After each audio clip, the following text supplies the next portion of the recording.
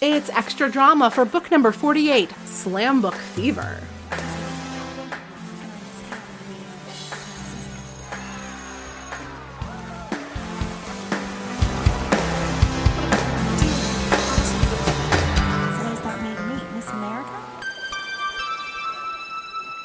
Hi, everybody. It's me, Marissa Flaxbart, here again with Denise Boylan. Hello, Denise. Hi. I think that what I should probably do is always have a fake podcast episode before the main podcast episode so I can get to this level of loose hosty energy by the time the normal episode rolls around. Because I always feel like we get into extra drama and I'm just you're hey, hey, guys and gals. It's time for the podcast. Hey, all Howard you cool Sterning cats it up. And kittens.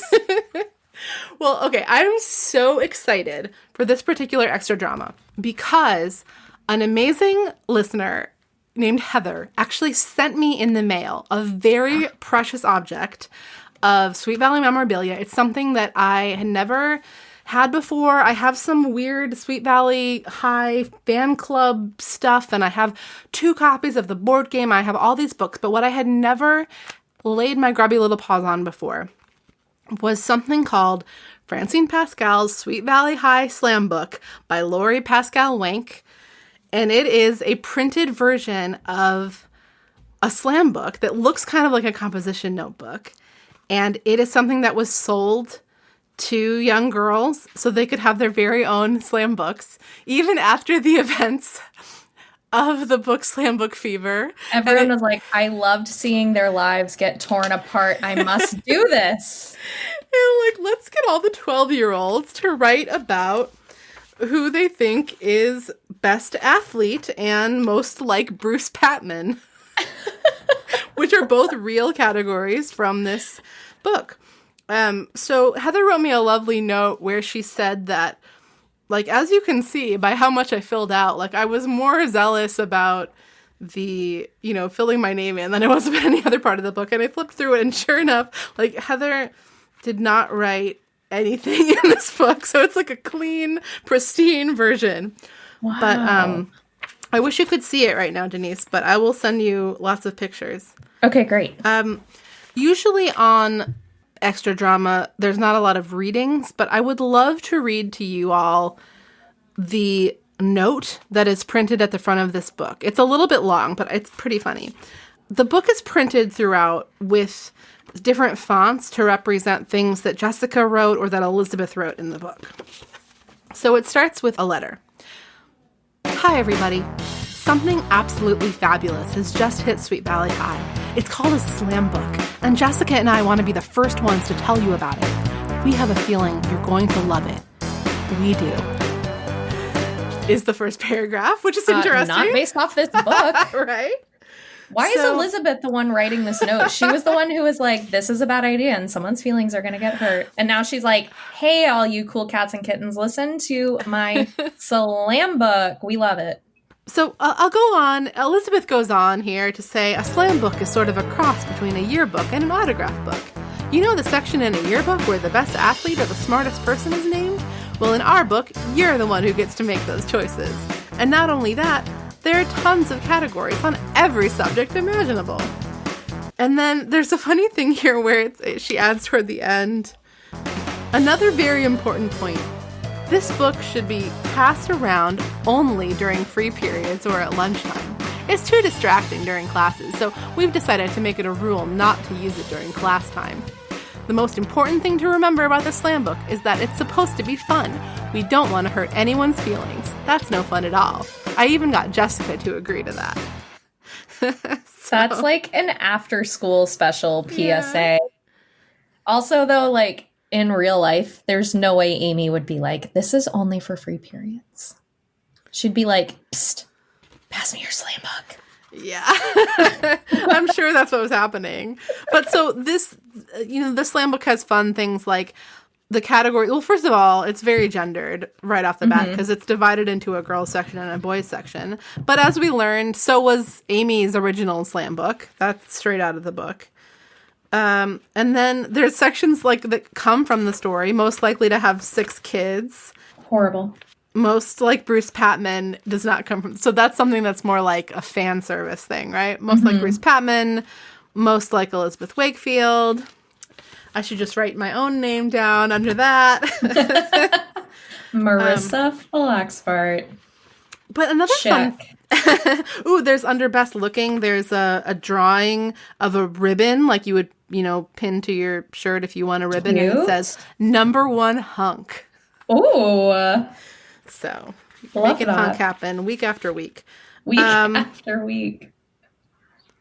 So and the other little thing, like Jessica, quote in finger quotes, in air quotes, like Jessica has written under biggest jock Ken Matthews, which we didn't talk about that in the main episode, but Ken Matthews is actually written down, I think, under biggest jock, and or best athlete or something, and he's very proud of it.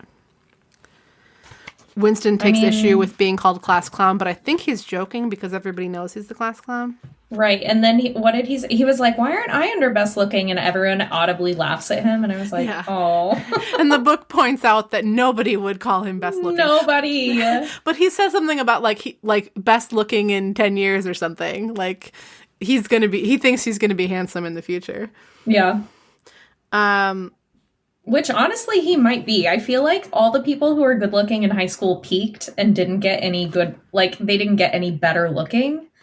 And then everyone who is like not cute or average in high school really found themselves in their 20s and 30s. That was my high school experience where I was like, oh, you still look the same as you did when you were 16 and maybe worse. Or like, oh, you look way better than you did. And I feel like all the nerds are the people who had to like actually apply themselves in life and now are living better lives than the popular kids who were at my high school. Do you know what I mean? I hope somebody who went to my high school is listening to this. So another thing that is kind of fun about this slam book is that on every other page, there's some sort of like reader letter that Elizabeth or Jessica has answered.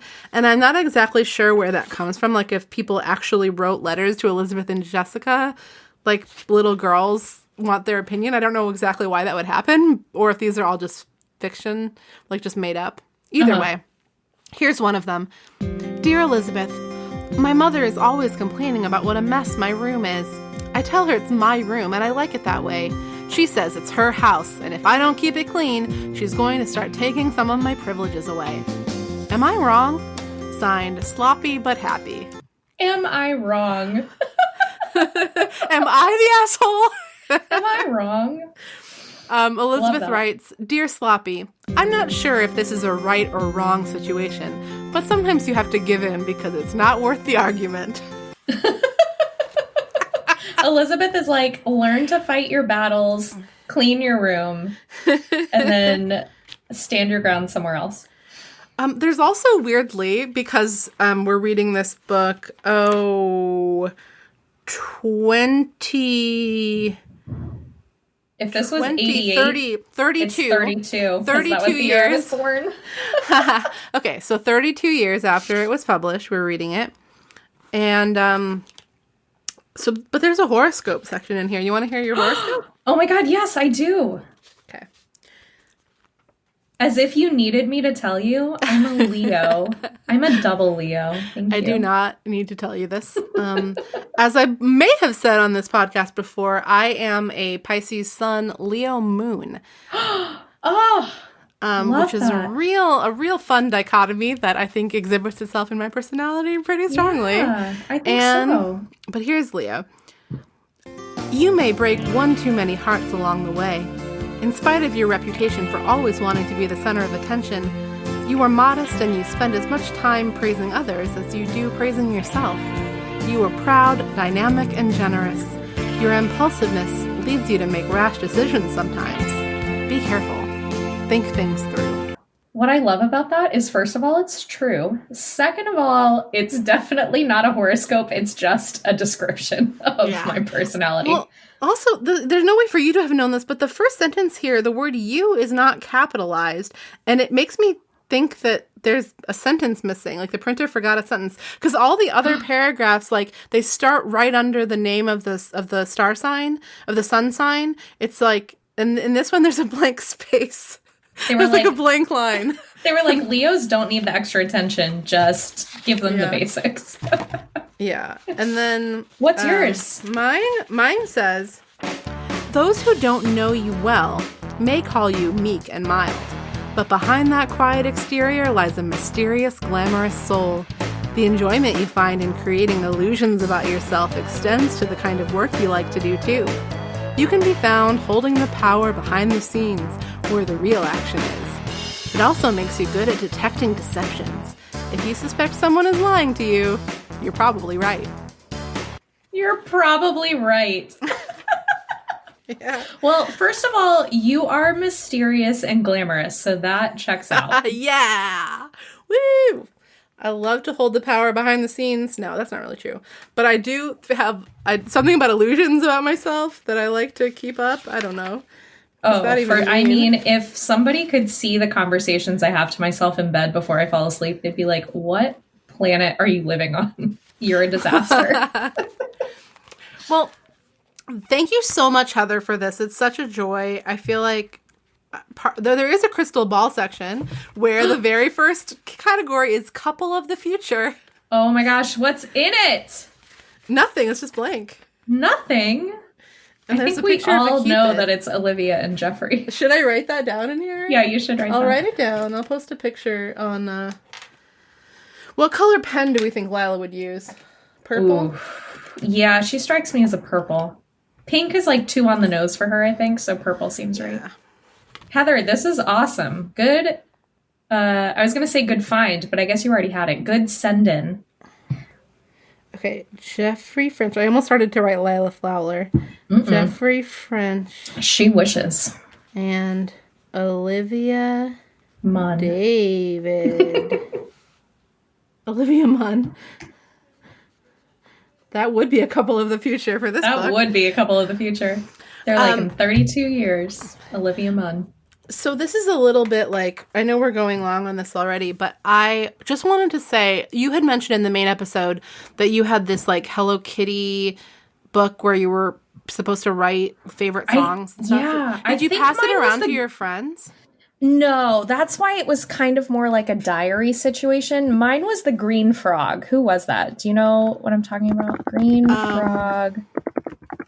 Sanrio. I'm looking it up. Karapi. I think that's why I thought Karapi. I think that's why I got because if you listen, I said Karami. Sanrio wrong, and I said it with a K. Yeah, I think that's why, because I had the frog. I've always been drawn to green. I love a good green. But yeah, it was this like the cover of the book was kind of fluffy, and it was a little more like a diary. It wasn't really meant to be passed around. It wasn't a superlative thing. It was kind of just like a personal thing, like your favorite movie, your favorite actor, your favorite actress. And of course, at the time I was in middle school or whatever. So I was like, Josh Hartnett, you know, I didn't know what I was talking about. I probably had never seen a Josh Hartnett movie, but, so it was a little more, it wasn't quite a public slam book where you're getting other people's opinions on it. Okay. Well, but I will say I cannot let a second further go without saying, whenever somebody says slam book, I always, always, always think of the Gilmore Girls pilot, because in the Gilmore Girls pilot, Rory is working hard in class and the popular girls behind her are like painting their nails, and they're like, what is she doing? What is she working on? It could be a love letter. Maybe it's her diary. And then somebody goes, could be a slam book. And the way she says it is so weird. And then they like, somebody spies on Rory's desk and they're like, ew, it's the assignment. But I always, in my mind, whenever somebody says slam book, I always hear, could be a slam book. Those girls sound like they'd fit in really well at Spring Valley High. Honestly, maybe their names were Amy and Lila and Jessica.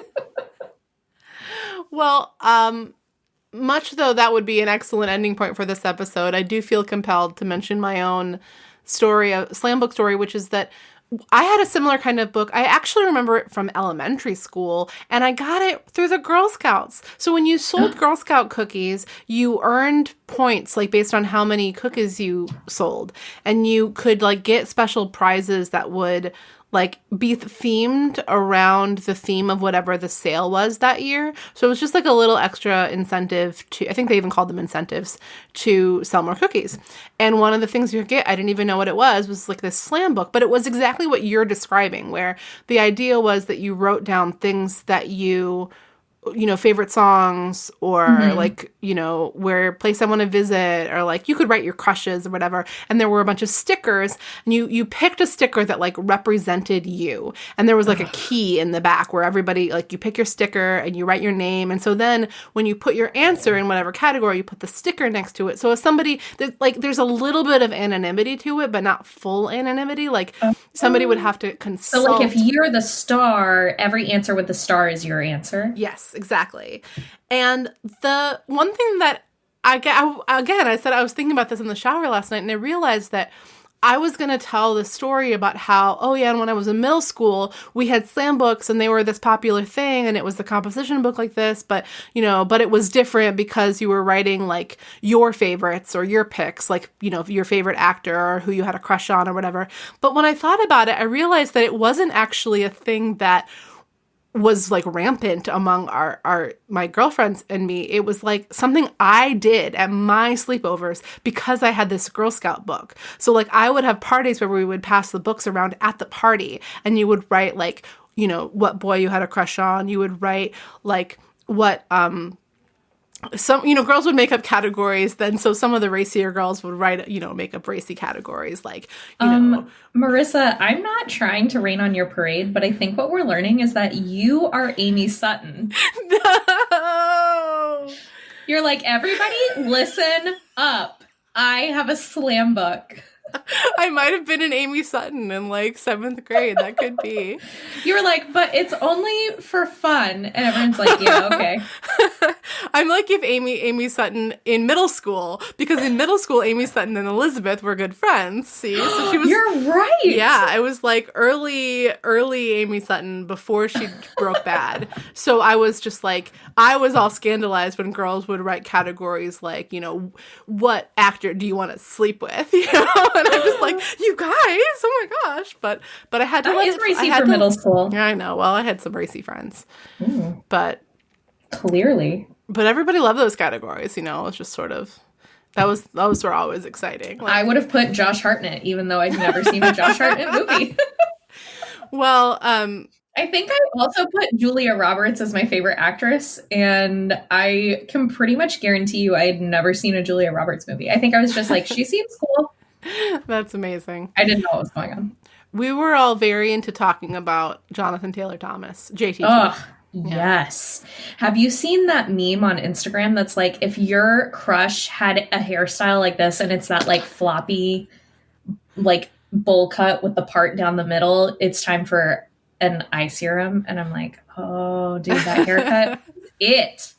Like, if a boy had that hair, or the, it's essentially JTT hair, that like long floppy parted in the middle situation. Oh, sure. Of course. And then I feel like I also loved a good wave, you know, where the guys would like gel the top of their heads flat, and then they would have the wave with the bangs over their forehead. That was like the middle school do, which fortunately we've kind of gotten away from. Yeah, I'm picturing like in high school, at least, which would have been your middle school, the like spiky, like spiky the like front. in-sync hair. Yeah, in-sync hair, exactly. Yeah. Like spiky front. That was like cool.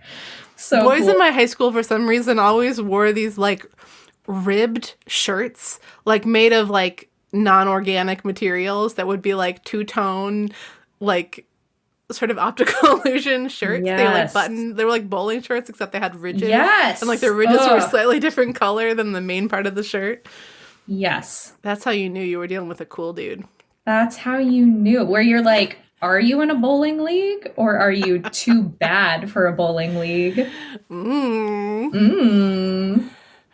All right. This has been the most dishing ever. And I love it. I feel so dished. And I feel very satisfied. Good. Well, Gladiators, I hope you enjoy dishing as well. Big ups to Heather for sending me this. In addition to it being so much fun to have, it's really, really fun to know that anybody is this invested in the podcast, invested enough to actually like brave the post office for me and for the Heather's show. The MVP. So, thank you very much. And thank you to Denise. You're the MVP of this evening of my life. Oh my God. Thank you. You're so welcome. Gladiators, tune in next time for book number 49, Playing for Keeps. It's about Jessica and AJ, and it's going to be hot. See, I got back to the Howard Stern in the end. It's gonna be hot. Or whatever I'm calling that, but radio voice. Bye! I made a bourbon because I did bourbon last time I did this podcast. Oh my gosh. Okay, well, hopefully we won't have any phantom banjo ghosts or anything. I mean, one can only hope. That would be shocking. That would be shocking and disturbing, especially considering everything else that's different about this time around. Like, we're not in the same room. We're not sitting in your dining room. We're not in the same part of town.